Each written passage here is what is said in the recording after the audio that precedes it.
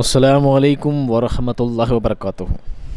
अज़ीज़ तलबा, मैं मोहम्मद शहज़ाद ख़ान आप तमाम ही का अपने इस चैनल SK एजुविज़न में खैर मकदम करता हूँ। आप तमाम ही का तहे दिल से इस्तकबाल करता हूँ।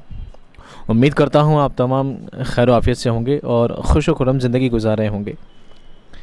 अज़ीज़ तलबा, आज जो हम आपके लिए सबक लेकर हाज़िर हुए हैं, ये सबक एक नज़्म है।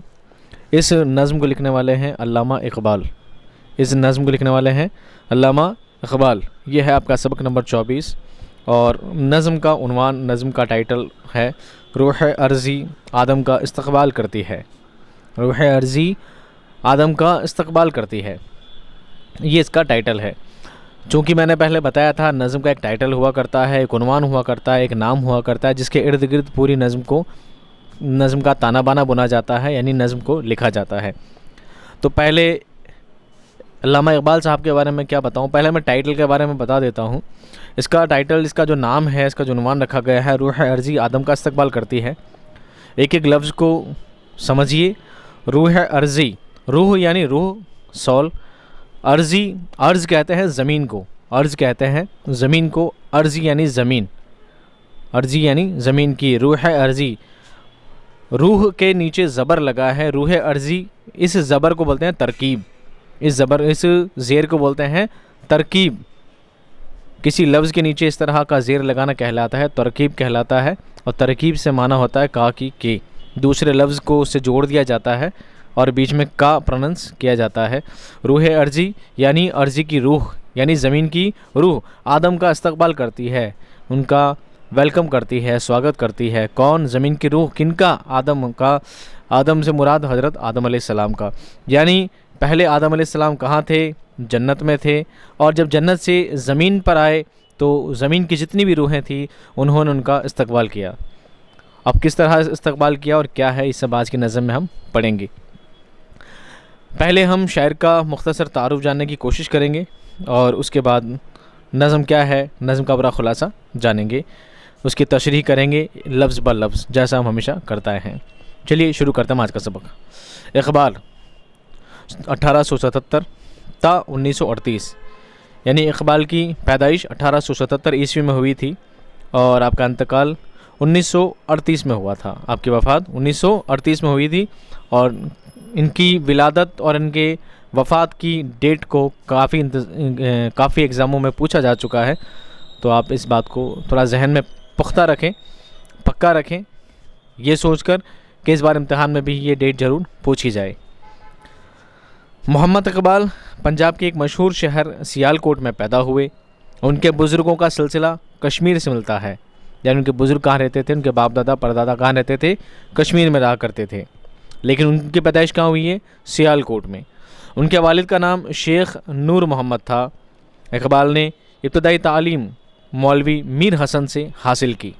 1893 में इंटर्न्स पास किया। 1897 में लाहौर के गवर्नमेंट कॉलेज से BA किया। 2 साल बाद 1899 में MA किया। मज़ीद तालीम के लिए 1905 में यूरोप गए। मज़ीद यानी आला तालीम के लिए, और ज़्यादा चीज़ को और ज़्यादा तालीम हासिल करने के लिए, शिक्षा प्राप्त करने के लिए आप कहाँ गए?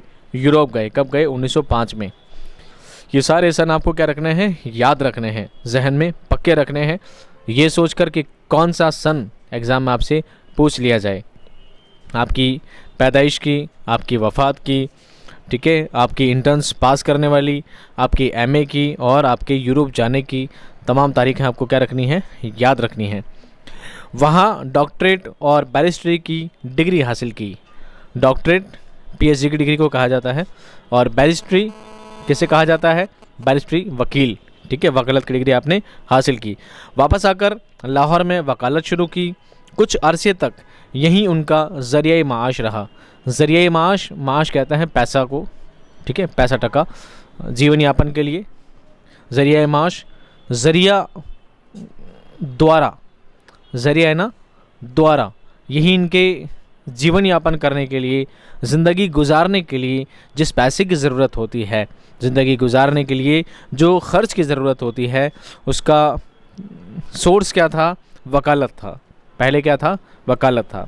उन्होंने मुख्तलिफ़ औक़ात में बरतानिया, जर्मनी, स्पेन, फ्रांस, फ़िलिस्तीन, अफ़गानिस्तान वगैरह का सफ़र किया। उन्होंने मुख्तलिफ़ औक़ात में मुख्तलिफ़ विभिन्न औक़ात जमा है वक्त की, औक़ात जमा है वक्त की यानी अलग अलग वक्त में, विभिन्न वक्त में बरतानिया, जर्मनी, स्पेन, फ्रांस और फ़िलिस्तीन और अफ़गानिस्तान का आपने क्या किया, सफ़र किया।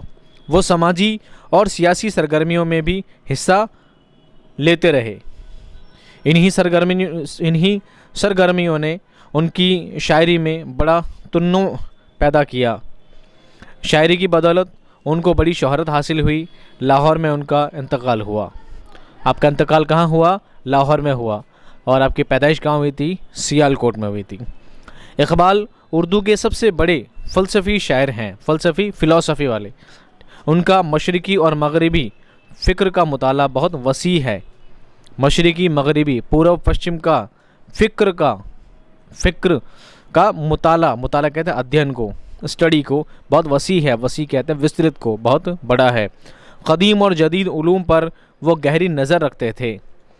क़दीम पुराना, जदीद नया, नया और पुराना दोनों ही शिक्षाओं पर आपको महारत थी। उन्होंने 20वीं सदी के ज़हनी, मुआशरती और इखलाकी मसाइल का जायज़ा इंतहाई बालिग़ नज़री से के साथ लिया। इकबाल की फ़िक्र के बहुत से पहलू आज की तहज़ीब को समझने में माअवन होते हैं, सहयोगी होते हैं। माअवन यानी सहयोगी होते हैं। खुदी, अमल, इश्क, ज़मान व मकान और इंसानी जब्र इख्तियार के मौजू पर इकबाल के अशार हमारी इज्तिमाई फ़िक्र का हिस्सा बन चुके हैं। वो जितने बड़े मुफ़क्किर थे उतने ही बड़े फ़नकार भी थे। फ़ारसी, अंग्रेज़ी और उर्दू में इकबाल की नज़्म व नसर का ज़ख़ीरा बिखरा हुआ है। उनकी उर्दू शायरी के मजमूए हैं बांगे दरा, बाले जिब्रील, ज़रब कलीम और अरमुग़ान हिजाज़। ये नज़्म रूह अर्ज़ी आदम का इस्तक़बाल करती है, बाले जिब्रील से ली गई है। इकबाल बहुत अजीम हस्ती है। इकबाल बहुत अजीम हस्ती हैं। आपने जो शायरियाँ लिखी है, आपने जो नज़्म लिखी है, उस नज़्म को लिखने का जो फ़न है, असल में आपने उस फ़न में जान डाली है। सचमुच उस फ़न को जिस काम के लिए लिया जाना चाहिए, आपने सचमुच उसको कारामद किया है, सचमुच उसको काम करके दिखाया है कि नज़्म लिखना किस तरह मुफीद हो सकता है, किस तरह फ़ायदेमंद हो सकता है, इस नज़्म से हम क्या काम ले सकते हैं, इन शेर व शायरी को हम किस तरह इस्तेमाल कर सकते हैं। तो मैं उस बात को ऐसे बयान करूँगा, आपने जो नज़में लिखी हैं, आपने जो कलाम लिखे हैं, उसमें क्या है? खुदी, अमल, इश्क, ज़मान व मका, इंसानी जब्र इख्तियार के मौजू पर आपने नज़में लिखी हैं। खुदी कहते हैं कॉन्फिडेंस, खुदी कहते हैं कॉन्फिडेंस, आत्मविश्वास, खुद पर भरोसा रखना। अमल यानी काम करना, अमल यानी काम करना, अच्छे काम करना, नेक काम करना। इश्क, खुदाए हकीकी से इश्क रखना। ज़मान व मकार और इंसानी जब्र, एक इंसान के अंदर मादा पैदा करना, इस बात का, उसमें हिम्मत पैदा करना, उसमें जज्बा पैदा करना, खुद पर विश्वास रखना, खुद पर भरोसा पैदा करना, एक ऐसी कैफियत इंसान में तारी हो कि वह अच्छे अमल करे, नेक अमल करे, एक अच्छा नागरिक बने, एक अच्छा इंसान बने, उसमें हर तरह की खूबियों से भरा हो। एक ऐसा इंसान बनाना उनकी नज़मों का काम रहा है। आपने जो नज़में लिखी हैं उनके मजमूए कहते हैं संग्रह को, उनके कुछ संग्रह यहाँ पर लिखे हैं जिनमें ख़ास हैं बागे दरा, बाले जिब्रील, ज़रब कलीम और अरमुग़ान हिजाज़।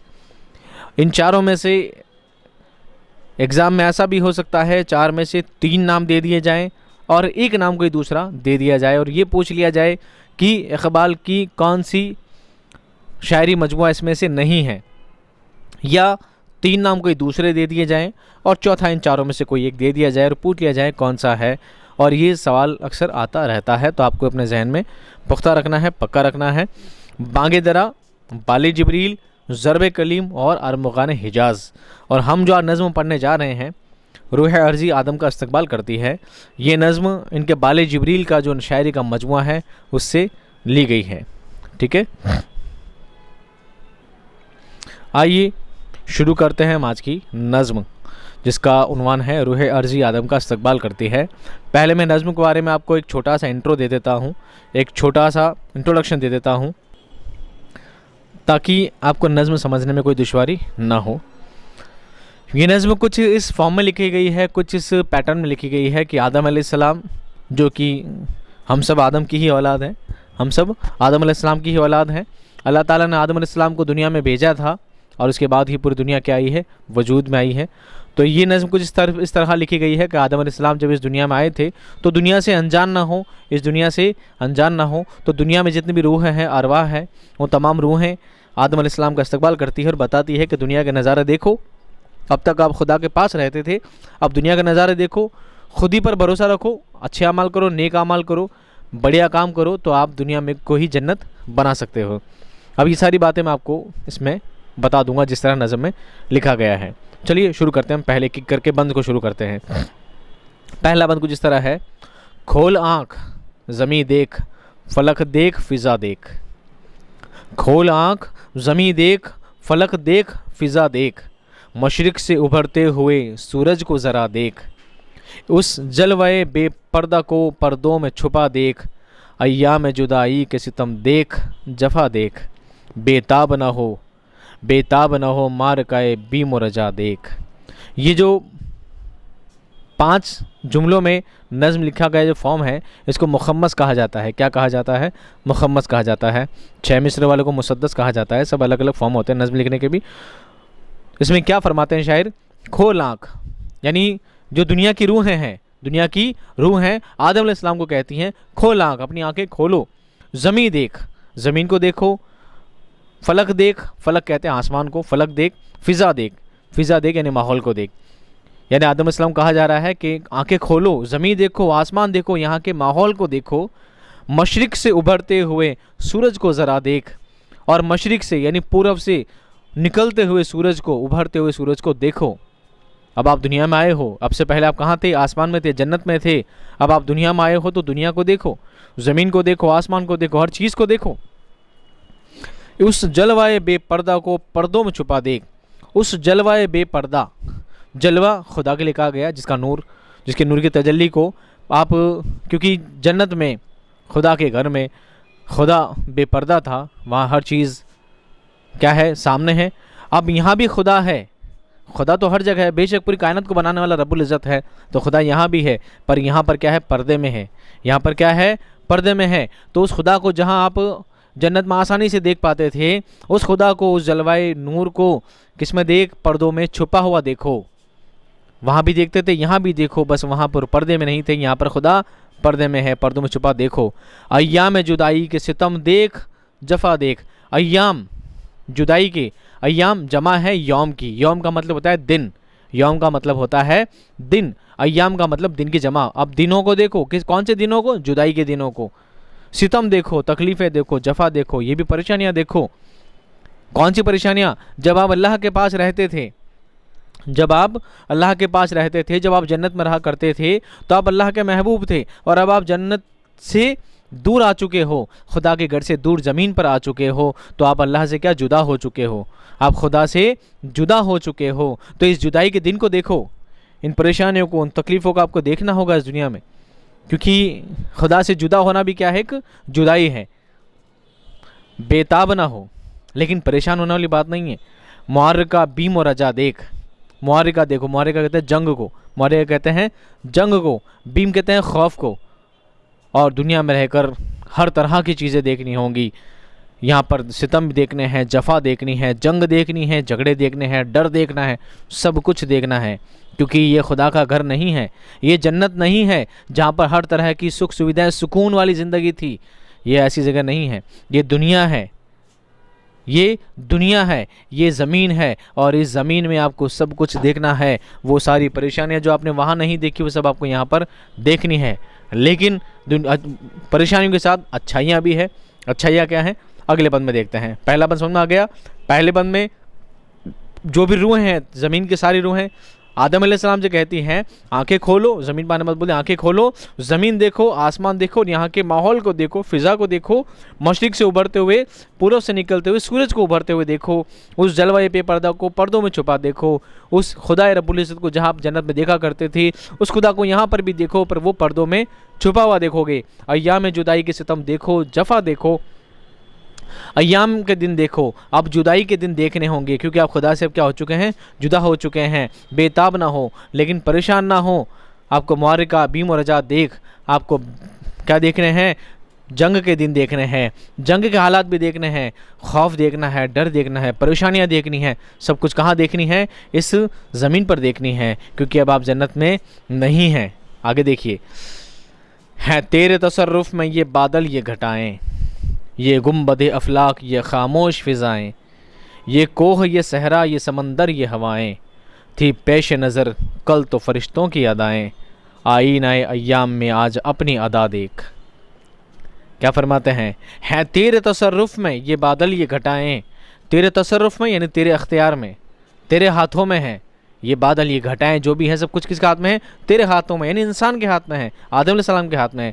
ये गुम्बद अफलाक, अफलाक जमा है फ़लक की, अफलाक जमा है फ़लक की, फ़लक का मतलब होता है आसमान, फ़लक का मतलब आसमान, अफलाक बहुत सारे आसमान, आपको पता है 7 आसमान हुआ करते हैं, और गुम्बद अफलाक उन आसमानों के ऊपर का भी गुम्बद सिर्फ तुम्हारे हाथ में है। ये खामोश फ़िज़ाएँ और जो ये माहौल है, ये जो खामोश वातावरण है, ये जो नेचर है, सब किसका हाथ में है, तुम्हारे हाथ में है। ये कोह ये सहरा, ये कोह, कोह तूर यानी कोह वाला, कोह कहते हैं पहाड़ को, कोह कहते हैं पहाड़ को, ये सहरा, सहरा कहते हैं रेगिस्तान को, सहरा कहते हैं रेगिस्तान को, ये समंदर ये हवाएं सब तुम्हारे हाथ में है, ये पहाड़ तुम्हारे हाथ में है, ये रेगिस्तान तुम्हारे हाथ में है, ये समंदर और ये हवाएं सब तुम्हारे हाथ में है, सब कुछ तुम्हारे इख्तियार में है, सब कुछ तुम्हारे इख्तियार में है।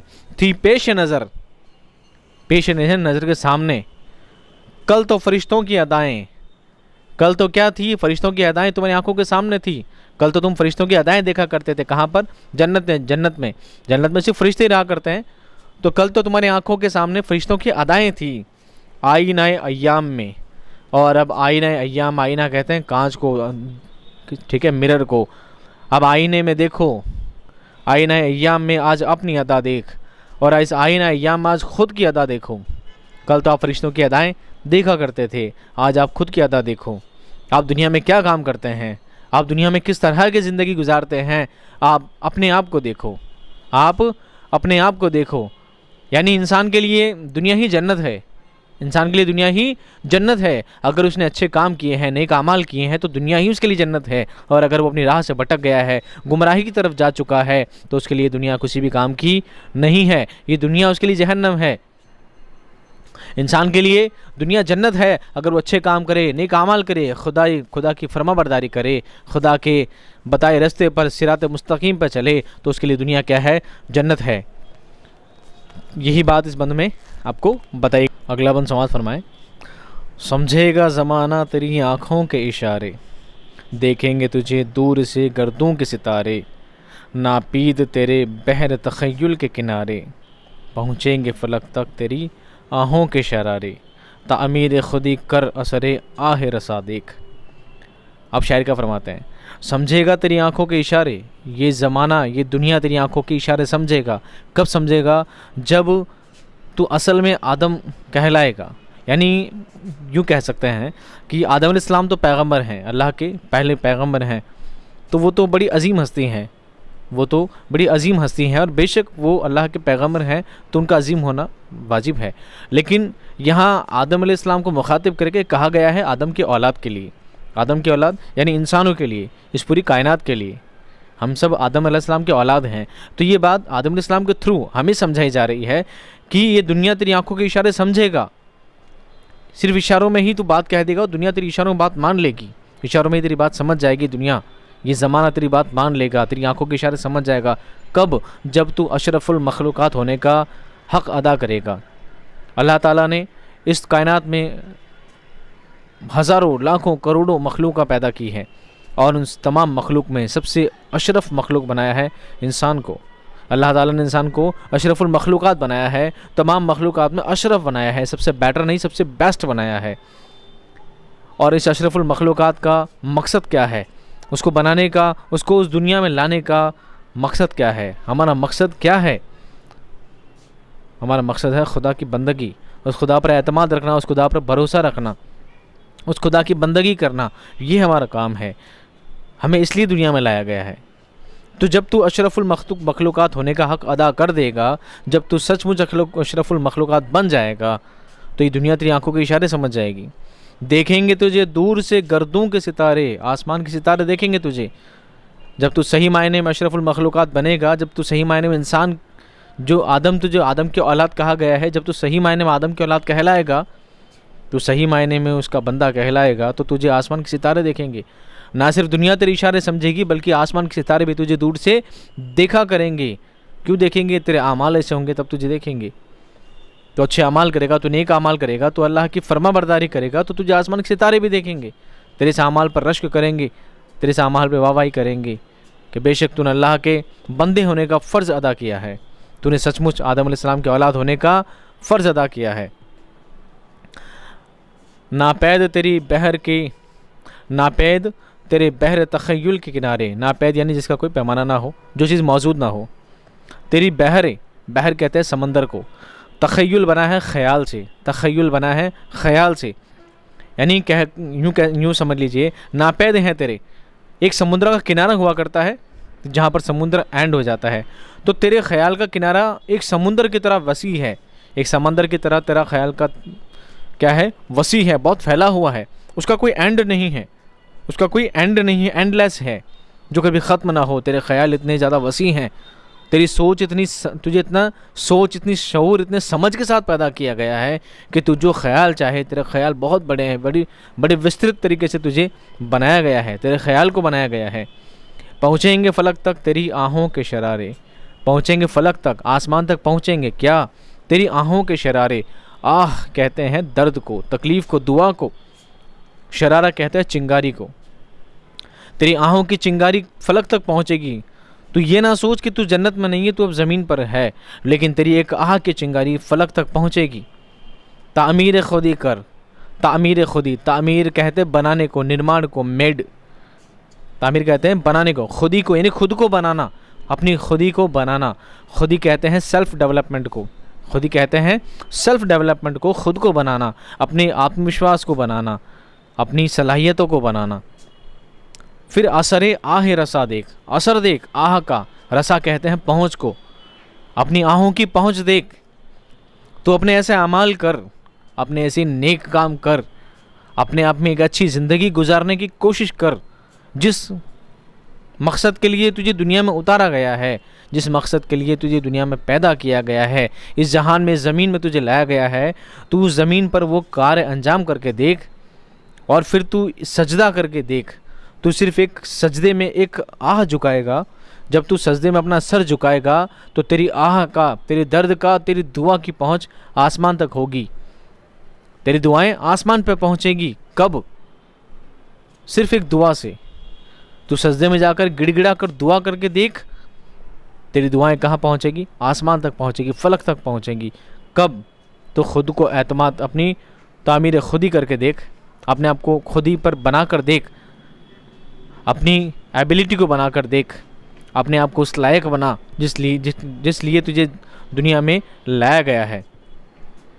ये वर्ड टू वर्ड मीनिंग था। बंद को वापस समझें।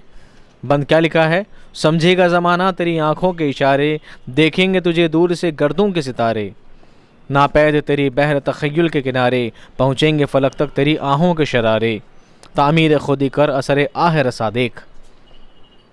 ठीक है, ये ज़माना तेरी आँखों के इशारे समझेगा जब तू अपने आप में ऐसी क़ुव्वत लाएगा, अपने आप में ऐसी सलाहियत लाएगा कि ये ज़माना तेरी आँखों के इशारे समझेगा, तो तुझे आसमान के सितारे देखेंगे, तुझे आसमान के सितारे देखेंगे। तेरे ख़यालों को बहुत विस्तृत दिया गया है, तेरे ख़याल की कोई कैद नहीं है, तेरे ख़याल की कोई सीमा नहीं है, तेरे ख़याल को इतना वसी बनाया गया है।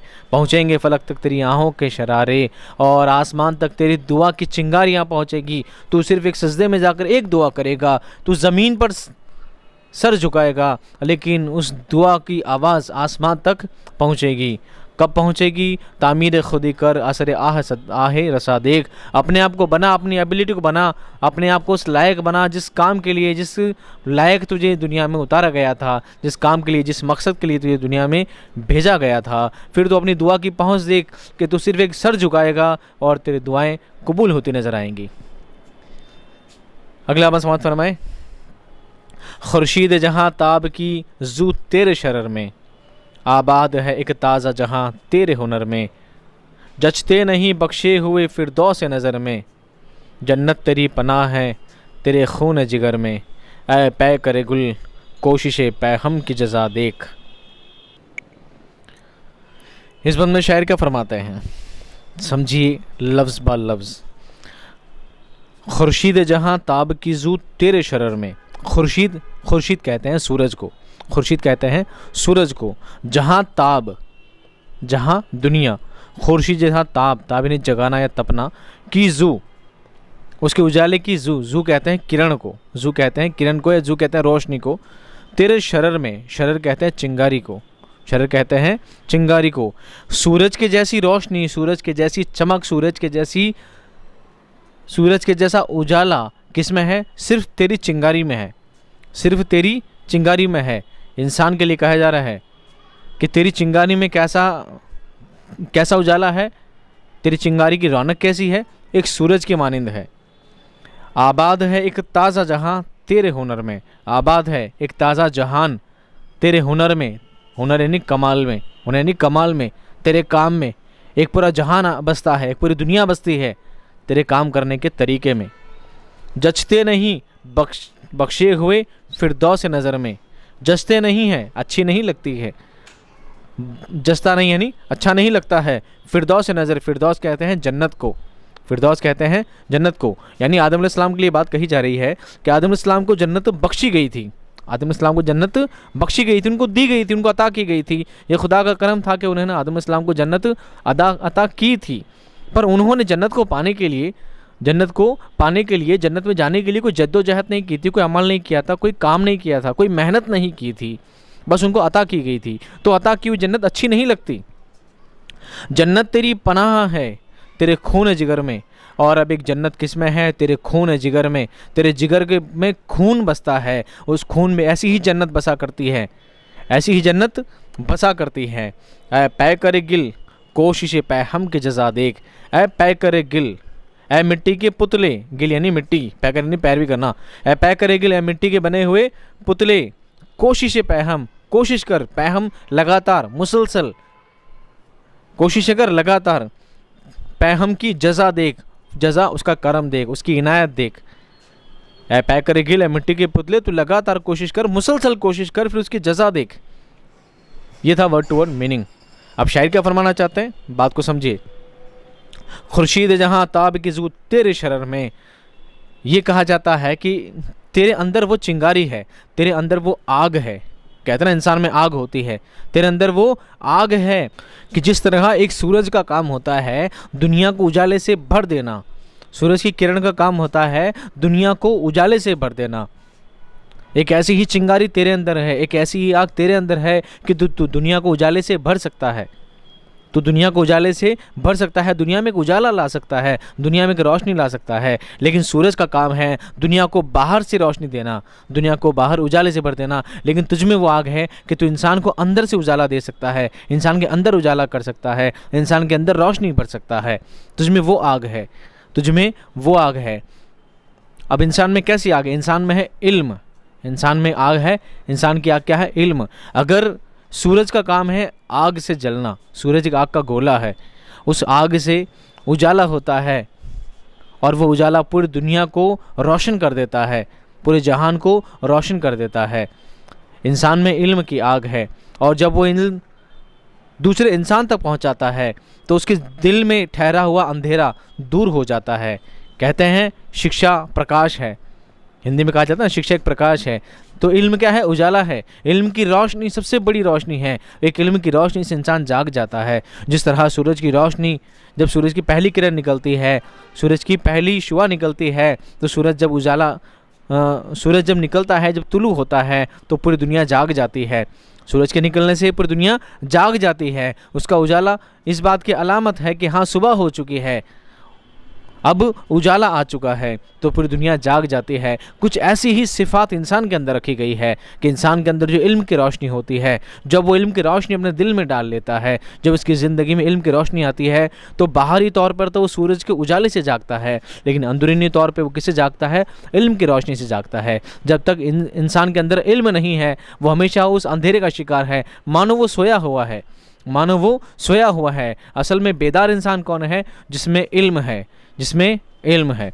अगला बंद है, अगला मिसरा है, आबाद है एक ताज़ा जहाँ तेरे हुनर में, तेरा हुनर ऐसा है, तेरा कमाल ऐसा है, तेरा काम करने का तरीका ऐसा है कि तुझसे एक जहाँ आबाद है, ये दुनिया आबाद है तेरे हुनर से, तेरे कमाल से, तेरे अच्छे काम से ये दुनिया आबाद है। और तू ही चाहे तो इसे बर्बाद कर सकता है, तू ही चाहे तो इसे आबाद कर सकता है। ये तेरे इख्तियार की बात है। ये दुनिया आबाद है किससे? इंसानों से। देखिए, इंसान से ही इंसान बढ़ेंगे, तो दुनिया आबाद है इंसानों से। आपने ये मिसरा सुना होगा, हदीस सुनी होगी कि मस्जिद को आबाद कीजिए, मस्जिद को आबाद कीजिए। आबाद करने से दो मुराद होती है। आबाद कीजिए मतलब मस्जिद बनाइए, मस्जिद बनाइए, उसे बड़ी कीजिए, उसे वसी कीजिए, उसको रोशन कीजिए, उसमें बढ़िया पेंट करवाइए, बढ़िया लाइटिंग करवाइए, ये होता है आबाद करना। एक होता है मस्जिद आबाद करवाइए, दूसरा आबाद करने से मुराद है इंसानों से, नमाजियों से मस्जिद को आबाद कीजिए। तो यहाँ जो आबाद का तरीका है, उस आबाद के भी दोनों माने हैं। आबाद है एक ताज़ा जहाँ तेरे हुनर में, ये दुनिया को फैलाना, दुनिया को बढ़ाना, दुनिया को आबाद करना तेरा काम है। अब आबाद करने से दोनों बातें मुराद है कि मान लो इस दुनिया को, जब दुनिया वजूद में आई थी, जब आदम अलैहिस्सलाम को दुनिया में उतारा गया था, दुनिया वजूद में आई थी, तो दुनिया में क्या था? सिर्फ जंगल थे, रेगिस्तान थे। लेकिन धीरे धीरे धीरे दुनिया में बिल्डिंग बनती गई, रोड्स बनते गए, बड़ी बड़े मॉल्स बनते गए, सब कुछ बनता गया। ये सब चीज़ें आबाद होती गई दुनिया में। ये सब किसकी ईजाद है? ये इंसान की ईजाद है। इंसान ने इस पूरी दुनिया को आबाद किया है अपने कामों से। तो ये दुनिया आबाद है उन सब चीज़ों से, उन सब चीज़ों से आबाद है। तो दुनिया को आबाद करने का जिम्मा है तेरे हाथ में, इंसान के हाथ में, और दुनिया को आबाद करना। और दूसरा आबाद करने का मतलब है दुनिया को सही राह दिखाना, दुनिया को सही राह दिखाना, एक उसमें एक समझ पैदा करना, एक शऊर देना, दुनिया को इल्म की रोशनी देना, उस तरह इल्म देकर भी आबाद करना, ये भी तेरे हाथ में है। तो दुनिया को हर तरह आबाद करना तेरा हुनर है, तेरा कमाल है। जचते नहीं बख्शे हुए फिरदौस से नज़र में, जन्नत तेरी पनाह है तेरे खून जिगर में। यानी आदम अलैहिस्सलाम को जो जन्नत दी गई थी वो उनको अता की गई थी। उन्होंने जन्नत को पाने के लिए कोई मेहनत नहीं की थी, कोई जद्दोजहद नहीं की थी, और बेशक वो अल्लाह के नबी हैं, अल्लाह के पैगम्बर हैं, उनको वो अता की गई थी, वो खुदा का करम है। लेकिन ऐसी ही जन्नत तेरी पनाह है, तेरे खून जिगर में वो जन्नत बसती है, क्योंकि तो आदम की औलाद है, तू उसी आदम से पैदा हुआ है, उसी आदम से तू वजूद में आया है। तो यही खून जिगर में तेरे बसती है जन्नत।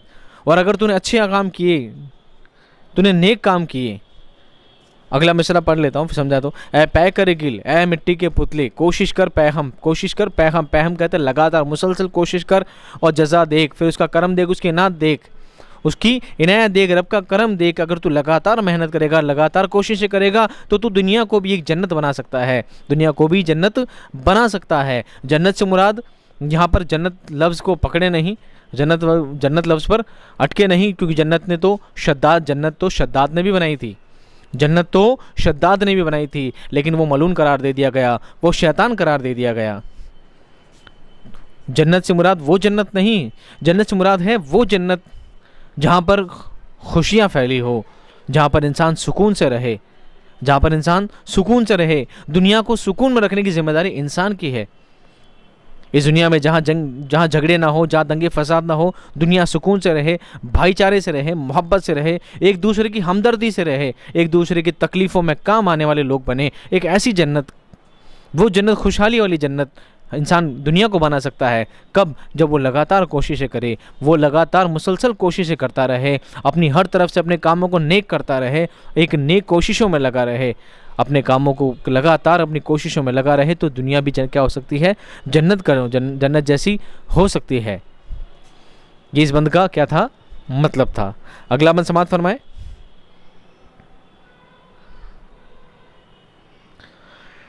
नालंदा तेरे ऊद का हर तार अजल से, तू जिनसे मोहब्बत का ख़रीदार अजल से, तू पीर सनम खाने इसरार अजल से, मेहनत कशो खूँ रेज कमो, मेहनत कशो खूँ रेज व कम आज़ार अजल से, है राक़िब तक़दीर जहाँ तेरी रज़ा देख। आखिरी बंद समात फरमाए और पूरी नज़्म का निचोड़, जिस मौजू पर, जिस गाइड के लिए, जिस बात को हिदायत के लिए आपको नज़्म लिखी गई है, वो हिदायत इस बंद में आपको समझाई जाती है। सुनिए। नालिंदा तेरे ऊद का हर तार अज़ल से, तू जिनसे मोहब्बत का ख़रीदार अज़ल से, तू पीर सनम खानाए इसरार अज़ल से, मेहनत कशों खूरेज़ व कमो ज़ार अज़ल से, है राक़िब तक़दीर जहाँ तेरी रज़ा देख। सुनिए लफ्ज़ ब लफ्ज़ मानी सुनिए। नालिंदा, नालिंदा कहते हैं आहो बका करने वाले को, रोने वालों को, रो रो कर दुआ करने वाले को, या अर्जी रखने वाले को, रो रो कर अपनी दुआ करने वालों को क्या कहा जाता है? नालिंदा कहा जाता है। खुदा के सामने किसी बात को पेश करना, अर्जी करना, ठीक है, क्या कहलाता है? नालिंदा कहलाता है। तेरे ऊद का, ऊद एक इंस्ट्रूमेंट है। ऊद क्या है? एक इंस्ट्रूमेंट है जो कहीं सितार की तरह होता है। सितार में होते हैं ना, तार लगे होते हैं, बहुत सारे तार लगे होते हैं। तो नालिंदा तेरे ऊद का हर तार अज़ल से, अज़ल कहते हैं शुरुआत से, अज़ल कहते हैं शुरुआत से। अज़ल के दोनों मानी होते हैं। एक तो अज़ल का से मुराद होती है वो चीज़ जो कभी शुरू हुई ना थी, और वो चीज़ है वो जो कभी शुरू, जिसकी कोई शुरुआत का कोई तय ही नहीं है, वो है रब्बुल इज़्ज़त खुदा ताला की ज़ात है, जो जिसकी कोई शुरुआत है ही नहीं। वो अज़ल से था, हमेशा से था, हमेशा से है और हमेशा रहेगा। वो चीज़ अज़ल है। और ये यहाँ अज़ल से मुराद है शुरुआत से, यहाँ अज़ल से मुराद है शुरुआत से। नालिंदा तेरे ऊद का हर तार अज़ल से, तेरे ऊद का जो तार है, यानी सितार का जो तार है, सितारों का जो तार है, उस वाद्ययंत्र का तार है, जब भी वो तारों पे उंगलियां ठिरकाई जाती है, वो तार बजने लगता है, वो सितार बजने लगता है, और हमेशा से उसमें एक धुन, एक संगीत निकलता रहता है, एक धुन निकला करती है। तो नालिंदा तेरे ऊद का, और तेरी ज़िंदगी भी कैसी है? एक सितार की तरह है। तेरी ज़िंदगी कैसी है? सितार। सितार हर वक्त हरकत में रहा करता है, तो तुझे भी हरकत का पुतला बनाया गया है। तुझे भी सिर्फ काम करने के लिए बुलाया गया है। तुझे दुनिया में रहकर काम करने हैं, और तेरे काम करने के जो तरीके हैं वो कैसे हैं? नालिंदा हैं। तू हर वक्त, हर पहर तो खुदा से दुआ करता रहता है, तो खुदा से दुआ करता रहता है। तुझे अज़ल से ऐसा ही बनाया गया है, तुझे शुरुआत से ऐसा ही बनाया गया है कि तू काम करता हुआ आया है। तुझे काम करने वाला बंदा बनाया गया है, तुझे खुदा की बंदगी करने वाला बंदा बनाया गया है, तुझे हर वक्त उसके सामने दुआएं करने वाला बनाया गया है। अपनी अर्जियों को, अपनी परेशानियों को, अपनी तकलीफ़ों को, अपनी समस्याओं को, अपनी प्रॉब्लम्स को उसके सामने रखने वाला तुझे ऐसा ही बनाया गया है। किसी इंसान को ऐसा ही बनाया गया है। तेरा नेचर ही ऐसा है, तेरी प्रकृति ही ऐसी है, तेरा बनाने का तुझे इस तरह ही बनाया गया है कि तुझे हर हाल में, हर तकलीफ़ में, हर परेशानी में, हर प्रॉब्लम में तुझे सिर्फ खुदा ही याद करना है। तुझे खुदा के सामने ही अपनी परेशानियों को रखना है। तुझे अज़ल से, तुझे हमेशा से ऐसा ही बनाया गया है। तू जिनसे मोहब्बत का ख़रीदार अज़ल से, तो जिनसे मोहब्बत का, तो मोहब्बत का ख़रीदार है। तुझे अज़ल से ऐसा ही बनाया गया है, तुझे शुरुआत से ऐसा ही बनाया गया है, तुझे पैदा किया गया है, अज़ल से ऐसा ही तुझे रखा गया है कि तू किसका ख़रीदार है? मोहब्बत का ख़रीदार है। तू मोहब्बत करने वाला है, मोहब्बत बांटने वाला है, लोगों में मोहब्बत का पैगाम देने वाला है। तू माँ बाप से मोहब्बत करने वाला है, तो अपने भाई बहनों से, अपने दोस्तों से, अरबाब से, इस मुल्क से, वतन से, इंसानों से मोहब्बत करने वाला बनाया गया है। तुझे हमदर्दी दी गई है, तुझे भाईचारा दिया गया है। ये तेरी नफ्स है, तेरे नफ्स में ये बातें डाली गई है कि तू लोगों में हमदर्दी बांटे, लोगों से मोहब्बत करे, उनको मोहब्बत का पैगाम दे। तुझे लड़ाई झगड़ा, हिर्स व हवस से दूर रखा गया है। तुझ में ये चीज़ें नहीं डाली गई है। तू बचकर रहे, तू इन चीज़ों से दूर रहे। ये तेरा शियार नहीं है, ये तेरा काम नहीं है। तुझे इस नेचर का नहीं बनाया गया है। तुझे बनाने का मकसद है, तुझमें मोहब्बत डाली गई है। तेरा काम है खुदा से मोहब्बत करना, तेरा काम है इंसानों से मोहब्बत करना, उनसे हमदर्दी रखना, उनके दुख तकलीफ़ में उनके काम आना, उनकी परेशानियों में उनका साथ देना। तुझे इस नेचर का बनाया गया है, ये तेरी प्रकृति है, तुझे इस तरह का बनाया गया है। लेकिन तू अगर गलत काम में जाएगा तू बुरे रास्तों पर जाएगा, तू गुमराही की तरफ जाएगा, तो ये तेरा बनाने का तरीका नहीं है, तुझे इस तरह से नहीं बनाया गया है। फिर भी तू जाएगा तो बेशक तू किसका काम करेगा, तू शैतान की पैरवी करेगा, तू गलत काम की पैरवी करेगा, और गलत काम करने के बाद तू जहन्नम का हकदार होगा, उसका जिम्मेदार भी तू खुद होगा। तू पीर सनम खाना इसरार अज़ल से, तू पीर सनम, तू पीर है, पीर सनम कहा गया है कि जन्नत में, ये आदम अलैहिस्सलाम के लिए कहा गया है कि वो जन्नत के पीर सनम है। क्या है? जन्नत के पीर सनम है, वहाँ के पीर हैं, उन सब चीज़ों से सबसे आला है, जन्नत में भी सबसे आला है, और अज़ल से ही तुझे आला बनाया गया है। हर चीज़ पर तुझे क्या दी गई है? अफजलियत दी गई है। अल्लामा इकबाल का ही एक शेर है, अल्लामा इकबाल का एक शेर है, कुछ इस तरह का है शेर, फरिश्तों से बेहतर है इंसान होना, बेशक फरिश्तों से बेहतर है इंसान होना, लेकिन इसमें लगती है मेहनत ज़्यादा, इसमें लगती है मेहनत ज़्यादा। फरिश्तों से बेहतर, तुझे हर ज़ात से, हर मखलूक से, हर चीज़ से बेहतर बनाया गया है, तुझे बनाया गया है अशरफ, हर चीज़ से, हर शय से, हर मखलूक से तुझे बेहतर बनाया गया है। तेरे बनाने का तरीका ये है, तुझे बनाया गया है नालिंदा ऊद का, तुझे बनाया गया है दुआ करने के लिए, तुझे बनाया गया है अपनी प्रॉब्लम्स को, अपनी बातों को, अपनी तकलीफ़ों को, परेशानियों को खुदा के सामने रखने वाला, उससे दुआएं करने वाला, उससे अपनी तकलीफ़ों से निजात पाने की दुआ करने वाला तुझे बनाया गया है। ऐसा तुझे बनाया गया है मोहब्बत बांटने के लिए, मोहब्बत देने के लिए तुझे बनाया गया है। तुझे बनाया गया है पीर सनम, तुझे हमेशा से अफजल बनाया गया है। तुझे बनाया गया है मेहनत कशो खूरेज कमो आज़ार अज़ल से, मेहनत कशो खूरेज, मेहनत कश यानी मेहनत करने वाला, मेहनत कश यानी मेहनत करने वाला बनाया गया है तुझे। खूरेज खून बहाने वाला, या खून बनाना मतलब खूरेज खून बहाने वाला यानी मारकाट करने वाला नहीं, तलवारों से खून बहाने वाला नहीं, अपनी मेहनत में खून पसीना एक करने वाला, अपनी मेहनत में खून बहाने वाला, पसीना बहाने वाला। इतना मेहनत करना कि खून बहाना, उस मेहनत पसीना भी इस तरह बहे जिससे खून बहा, इतनी ज़्यादा मेहनत करना, तुझे मेहनत करने वाला इंसान बनाया गया है। तुझे बनाया गया है कम आज़ार, आज़ार कहते हैं तकलीफ़ देना, कम आज़ार तकलीफ़ देने नहीं देने वाला, तकलीफ़ नहीं देने वाला तुझे बनाया गया है। तुझे बनाया गया है किस लिए? तकलीफ़ नहीं देने के लिए, लोगों के साथ हमदर्दी से पेश आने के लिए, लोगों की तकलीफ़ें दूर करने के लिए तुझे बनाया गया है, उन्हें तकलीफ़ें देने के लिए नहीं बनाया है तुझे। है राकिब तकदीर, है राकिब तकदीर, राकिब कहते हैं सवार को, राकिब कहते हैं सवार को, तकदीर का, तू तकदीर का सवार है, तू तकदीर पर सवारी करता है, तकदीर के घोड़े पर तू सवार हो चुका है। तुझे इस लिहाज से बनाया गया है, जहाँ तेरी रज़ा देख, जहाँ तेरी रज़ा देख, तुझे तकदीर के घोड़े पर बैठा दिया गया है।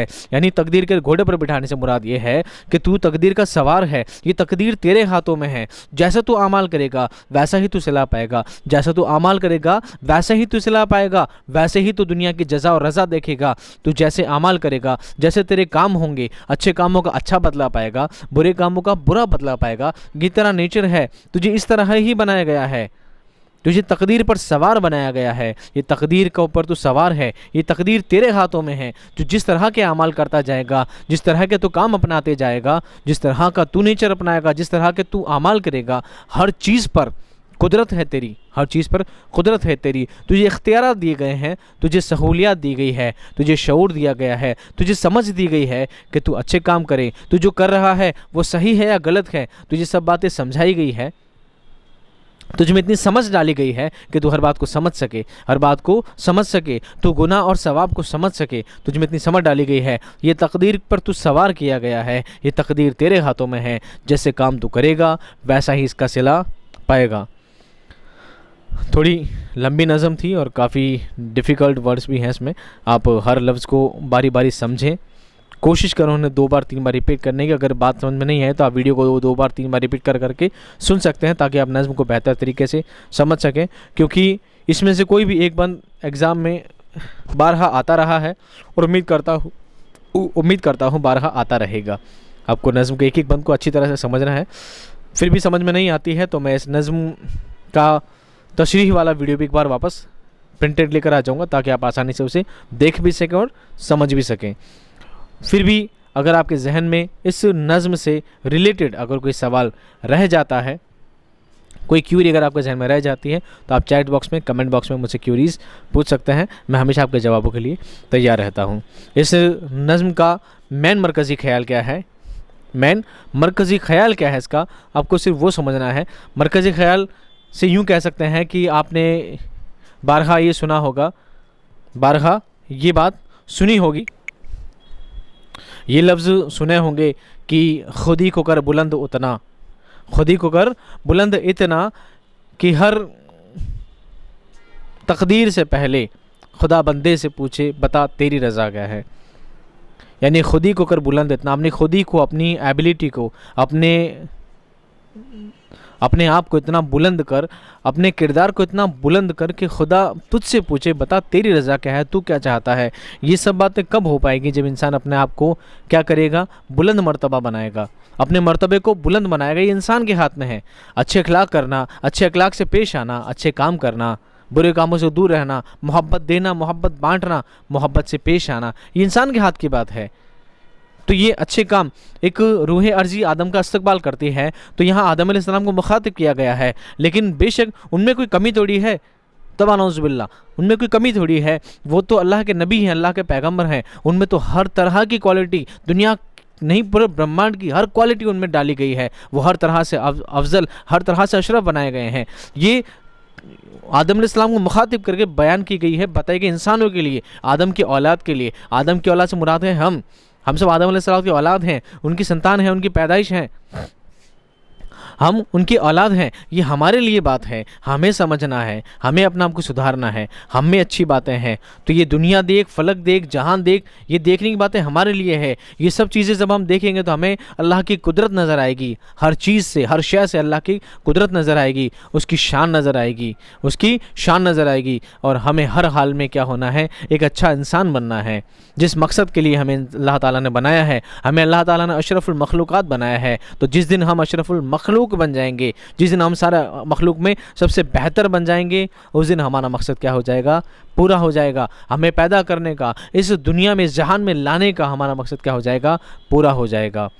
और इसके बाद हमें बरहक खुदा ताला जन्नत अता फरमाएगा। आमीन या रब्बल आलमीन।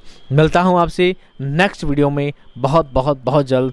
तब तक खुश रहिए, आबाद रहिए। खुदा हाफिज़।